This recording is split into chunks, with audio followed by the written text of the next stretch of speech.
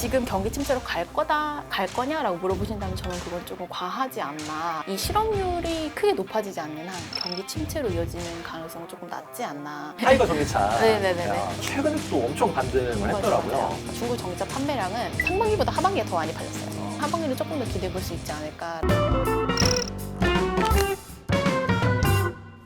네, 이번 시간에는 미래에셋 자산운용의 김수정 매니저님 모시고 하반기에 과연 시장이 어떻게 될까? 그런 이야기를 조금 나눠보려고 합니다. 네, 매니저님 안녕하세요. 안녕하세요. 네, 아유, 요즘 시장이 많이 힘들잖아요. 그래서 저는 이제 아침에 일어나면 이제 항상 하는 게 전날 이제 미국 시장이 어땠나 이제 그거를 이제 제일 먼저 확인을 하는데 마음이 무너지는. 작년까지만 해도 괜찮았는데 요즘에는 이거를 매일매일 확인하는 게 너무 고통스럽더라고. 맨날 떨어지니까 하반기에는 어떨까 좀 반등할 수 있지 않을까 이런 궁금증이 있으신 분들이 많아서 좀 하반기 전망이 어떨지를 조금 얘기를 해보려고 하는데 매니저님 어떻게 보세요 하반기는? 저는 하반기를 들어가기 전에 상반기에 가장 큰 화두였던 거를 저희가 먼저 살펴보고 이런 문제들이 하반기에 어떤 식으로 전개될지를 보는 게 저희가 좀 더 힌트를 많이 얻을 수 있지 않을까 싶어요. 상반기에 가장 큰 이슈가 뭐였냐면 인플레이션을 좀 봐야 된다. 지금 하반기를 얘기하기 위해서도 인플레이션을 봐야 된다라고 말씀을 드리고 싶습니다. 우선 그 작년에 정말 많은 레포트들과 전망들이 나왔을 때 인플레이션이 화두가 될 거라는 것은 사실 금융시장의 컨센서스였었어요. 연준에서 금리 인상을 하겠지만 이렇게 급격하게 할 줄은 예상을 못했었습니다. 왜 그랬냐면 3월 달에 전쟁이 일어났기 때문이죠. 근데 하필이면 또 전쟁하는 국가들이 러시아랑 우크라이나입니다. 이게 문제가 뭐냐면 러시아는 전 세계 원유 생산의 13%를 담당합니다. 소비자 물가에서 굉장히 큰 부분을 차지하는 게 유가인데 거기서 문제가 생기는 거죠. 그 다음에 하나 더, 우크라이나 다들 아시겠지만 세계 3대 곡창지대입니다. 그 말은 뭐냐면 밀, 콩, 옥수수 이런 애들이 수출이 원활하지가 않다는 거죠. 지금 소비자 물가에서 굉장히 큰 비중을 차지하는 유가, 그 다음에 곡물가가 많이 흔들리고 엄청나게 폭등을 했던 게 지금 인플레이션을 예상했던 것보다 크게 쏘아 올렸다라고 봐주시면 될 것 같습니다. 지금 이제 7월 13일 날 미국 소비자 물가 지수가 나와요. 6월 달이 나오는 거죠? 네, 6월 달이 나오는 거죠. 5월 달 소비자 물가 상승률이 8.6%가 나왔잖아요. 크게 달라지지는 않을 것이다. 8%대? 네, 이게 원래 보통의 물가 수준이 3%대거든요. 아무리 낮아진다 하더라도 저희가 정상 궤도라고 보통 생각을 하는 3% 혹은 4%대로 내려오기에는 좀 어렵지 않나라는 것이 좀 포인트라고 봐주시면 될 것 같습니다. 이제 인플레이션을 잡기 위해서 뭐 미국도 뭐 금리를 엄청 급하게 올리고 그러면 이제 경기가 위축되는 거 아니냐라는 우려를 조금 하고 있는 것 같아요. 네네. 경기 침체라는 단어가 등장할 만해요. 등장할 만한데 저는 이건 좀 그냥 결론부터 말씀을 좀 극단적으로 얘기하는 게 아닌가라는 생각이 좀 듭니다. 왜냐면은 인플레이션으로 금리 인상을 한다. 그런데 이게 너무 장기화되고 금리 인상을 많이 하면 소비가 떨어지겠죠. 그러면 기업들은 물건을 팔지 못하고 생산이 줄고 그래서 경기 침체가 오고 이렇게까지 이렇게 연결고리가 보통 이어지는 건데 사실 경기 침체를 걱정할 때 시장이 주목해서 보는 지표는 장단기 금리차입니다. 장단기 금리차가 미국 국채 10년물과 3년물, 2년물의 차이인데 원래는 단기보다 훨씬 더 금리가 높아야지 정상인데 이제 미국이 갑자기 금리 인상을 막 하다 보니까 단기채의 금리가 막 올라간 거죠. 그래서 이게 역전이 됐는데 닷컴 버블, 그 다음에 서브프라임 모기지 2009년 때 코로나 사태 이때 장단기 금리차가 역전되고 한 12개월 정도 내로 이제 경기 침체가 왔었습니다. 그러니까 사람들이 장단기 금리차 역전돼서 어떻게 이거 경기 침체 가는 거 아니야? 라는 얘기가 나온다라고 보시면 됩니다. 근데 사실은 이게 역전이 됐던 경우마다 경기 침체로 이어진 건 아니고 그랬던 횟수가 많았다. 이 정도까지는 봐주시면 될 것 같고 지금 경기 침체로 갈 거냐라고 물어보신다면 저는 그건 조금 과하지 않나. 경기 자체가 침체로 들어가는 거는 이제 실질 구매력이 떨어져야 되는 건데 보통 고용을 봅니다. 고용이 흔들리지 않으면 실질 구매력은 떨어지지 않겠죠. 내가 돈을 쓸 수 있느냐 없느냐는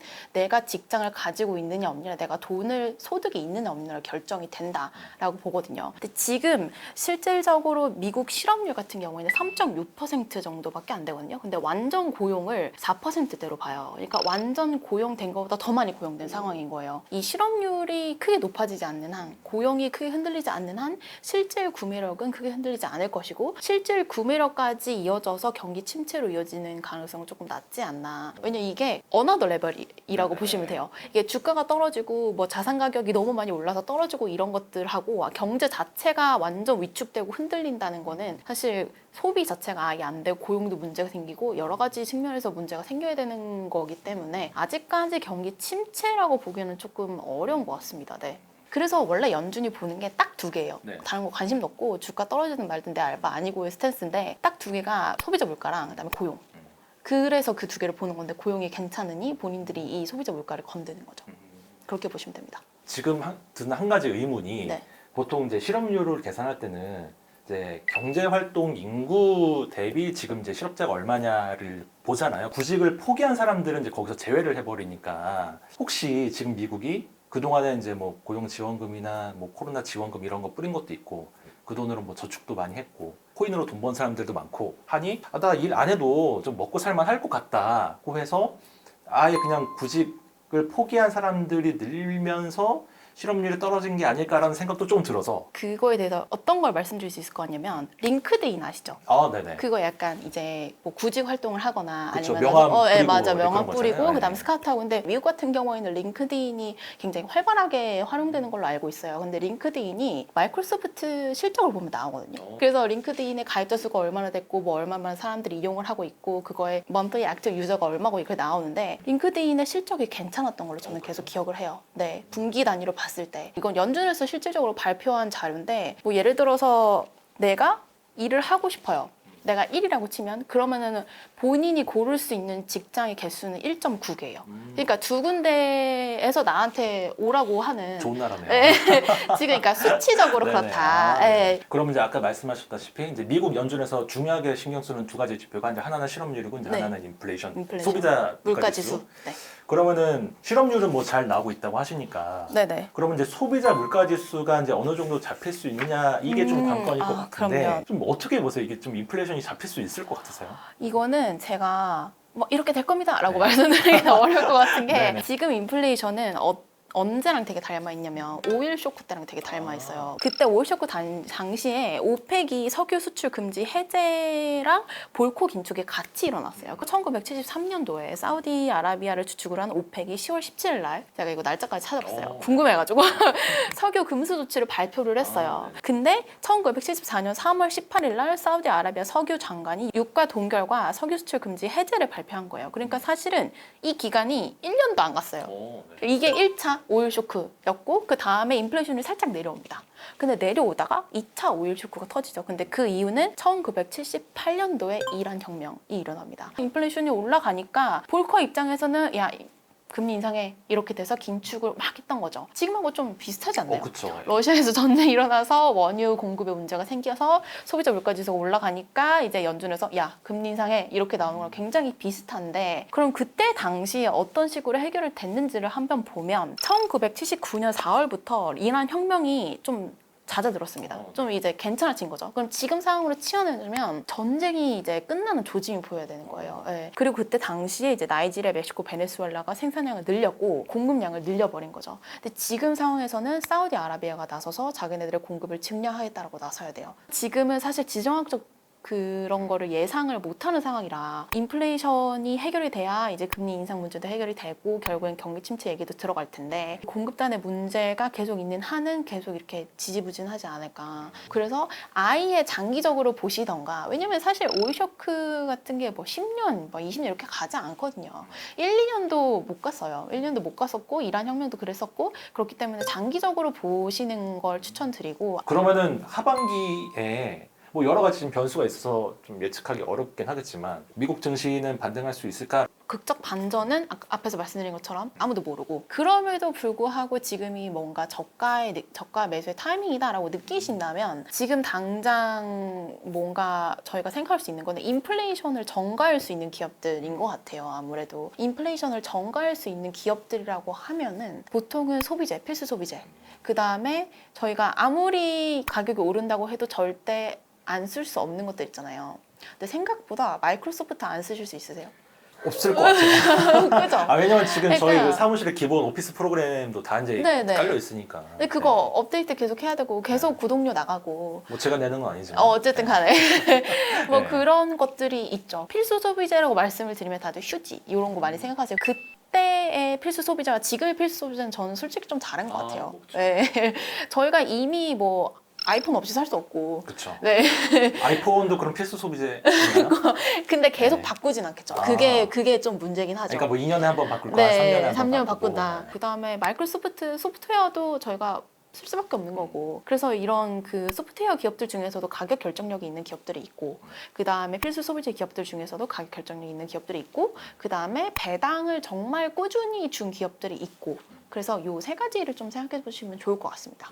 지금은 워낙 원자재 가격이 오르니까 뭐 테슬라도 계속 지금 차 가격을 올리고 있잖아요. 올리고 저는 개인적으로 테슬라는 굉장히 상징적인 회사라고 생각을 해요. 제 개인적인 감정을 빼더라도 왜냐하면 그런 브랜드 가치를 가지고 있으면서도 이제 제조업체부터 소프트웨어까지 다 하는 기업이 저희가 모두 다 알고 있는 기업이 딱 하나 있어요. 어딘가요? 애플?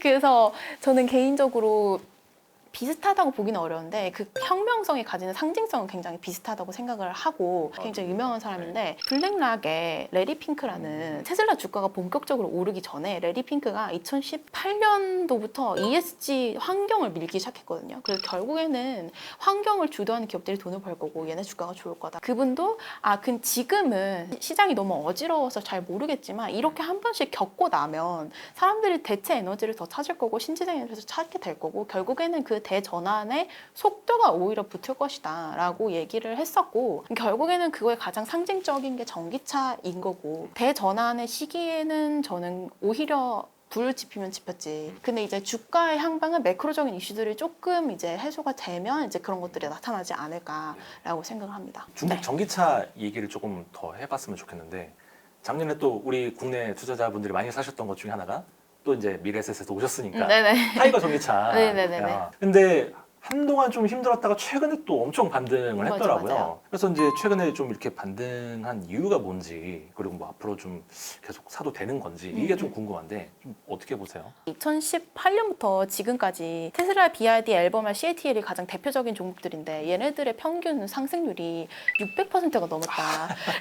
그때 샀어야 예, 되는데. 2018년부터 지금까지. 네. 근데 그런 거 쳤을 때 지금 이렇게 빠진 거는 사실 고평가 논란도 있었을 거고 근데 거기에 더해서 첫 번째 러시아 우크라이나 전쟁으로 원자재 가격 특히 리튬 가격이 많이 올랐습니다. 근데 인플레이션에 같이 겹쳐지면서 전기차 살 수 있을까? 사람들이 이런 소비 심리가 악영향을 미쳤죠. 그 다음에 이와 함께 중국 상해 락다운이 시작됩니다. 이게 제일 컸어요. 제일 컸고 그리고 이제 자율주행이 필요한 반도체 수급 불안정했죠. 근데 그 중에서 중국 기업들한테 제일 영향을 많이 미친 건 상해 락다운이었습니다. 그래서 실제로 5월 달에 역성장했어요. MOM으로. 네, 판매량이라던가 아니면 생산량이라던가 비아디라는 회사가 사실은 차이나 전기차의 가장 대표적인 대표 종목이거든요. 시가총액도 되게 크고 비중도 높고 이런 종목인데 그 종목만 살아남은 거예요. 그렇게 생산량이 떨어지는데 걔는 이제 YOY로 321%의 전기차 판매량이 늘어난 거예요. 근데 얘네들은 공장의 위치가 되게 운이 좋았고 그랬다 보니까 얘가 결국엔 대장주이고 얘가 오르면 지수에 되게 높은 비중을 편입돼 있기 때문에 차이나 전기차 지수가 오르게 되는 거거든요. 사실 중국 전기차에서 또 높은 비중을 차지하는 게 CATL이에요. 이게 2차 전지 기업이잖아요. 그렇죠. 근데 이 2차 전지 기업들의 좀 악재가 좀 있었는데 무슨 일이 있었냐면 1분기에